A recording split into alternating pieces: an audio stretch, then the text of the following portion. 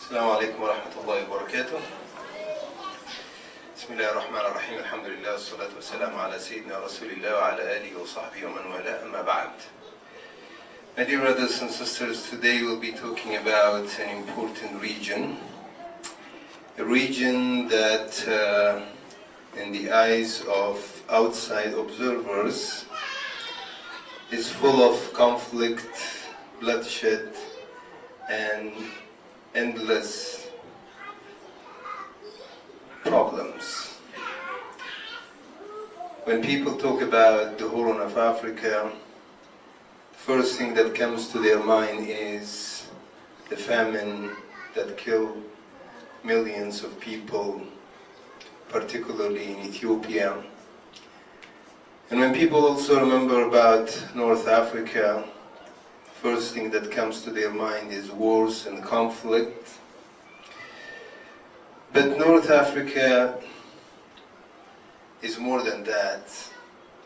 It's a region that has a long history. It's a region that has a rich civilization and an important contribution to humanity. So I'll be trying to cover as much as possible. And you can imagine in half an hour talking about a region as vast as the Horn of Africa would not be possible to cover every area of the history of this region.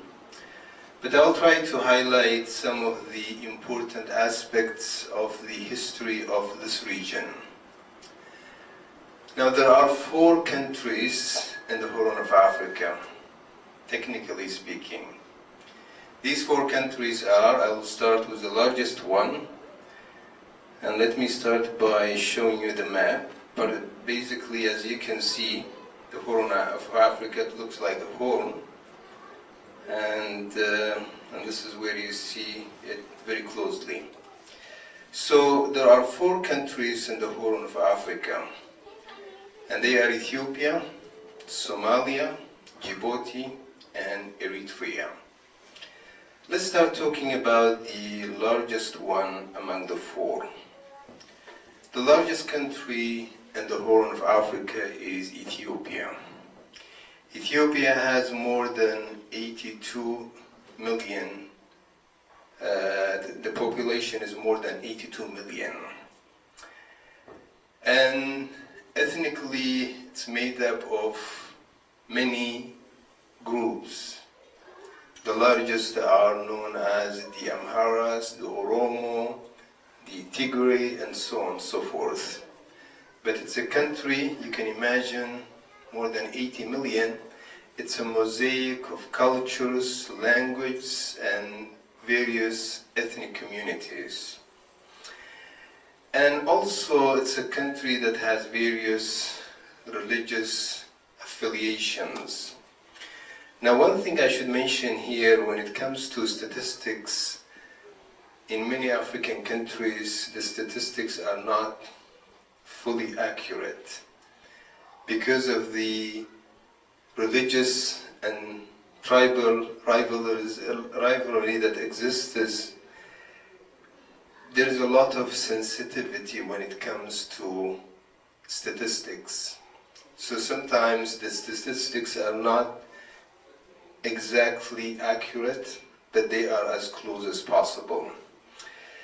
So according to the official statistics, there are about 60% Christians, more than 33% Muslims, and the remainder are followers of old African religions. Now, there are some who dispute this statistics and believe that Muslims in Ethiopia are more than 33%. Regardless, Muslims make a good percentage of the population in Ethiopia. Now, Ethiopia is unique among the African nations in a sense that it has never been under occupation except for 4 or 5 years. It was occupied by Mussolini, by the Italians, in 1936, and they occupied Ethiopia only for 5 years. In 1941, Italy was defeated, and Ethiopia became an independent state. So Ethiopia historically is a unique country in Africa in the sense that it has been occupied only for a short period of time. And Ethiopia as a region is a very diverse region. It has lowlands, deserts, areas that are densely forest, and it has some of the largest rivers in Africa, the Blue Nile. So it's a very diverse country.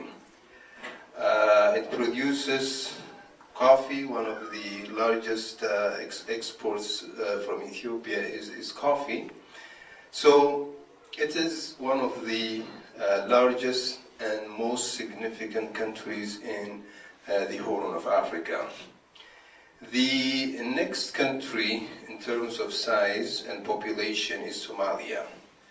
Somalia has a population close to 10 million. And Somalia is unique in a sense that it is almost 100% Muslims, and Muslims belonging to the same school. And what's unique about Somalia in Africa is that it is ethnically, religiously, in every aspect you can think of, is almost it doesn't have much diversity. Ethnically, they are the same. They speak the same language. They are almost Sunni Muslims. And you don't have that kind of structure, social and religious structure, in many African countries. Somalia was partly occupied by England and partly occupied by Italy, and it became officially independent state in 1960. The third largest country in the region is Eritrea. And Eritrea has a population of 5 million. And according to official estimate, half of the population are Muslims and half of the population is Christian. And again, as I said, these are close estimates. The country became independent in 1993. It was an Italian colony for 50 years. And then it was under the British rule for 10 years. And then, following the federation, it was part of Ethiopia until 1993. And then in 1993, it became an independent country. So these are the four main countries of the Horn of Africa. Ethiopia, the largest. Somalia, the next largest, followed by Eritrea. And the fourth one is Djibouti. Djibouti is the tiniest. It has only 500,000 population. It's an overwhelmingly Muslim country, 94%, and 6% Christians, possibly some Indians or some French or other foreigners who live in Djibouti. It became independent from France. It was occupied by France in 1977. So that's a quick overview of these four main countries that make up the Horn of Africa. How did Islam reach the Horn of Africa? The first contact of Islam with the Horn of Africa was when a group of companions of the Prophet ﷺ migrated to Abyssinia. As you know, in Mecca, Muslims were tortured and persecuted.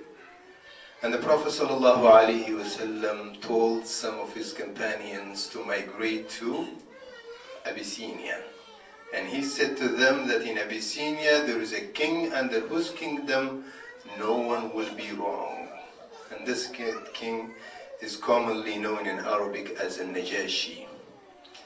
So there was a group, smaller group, that migrated first, and then a larger group that migrated later,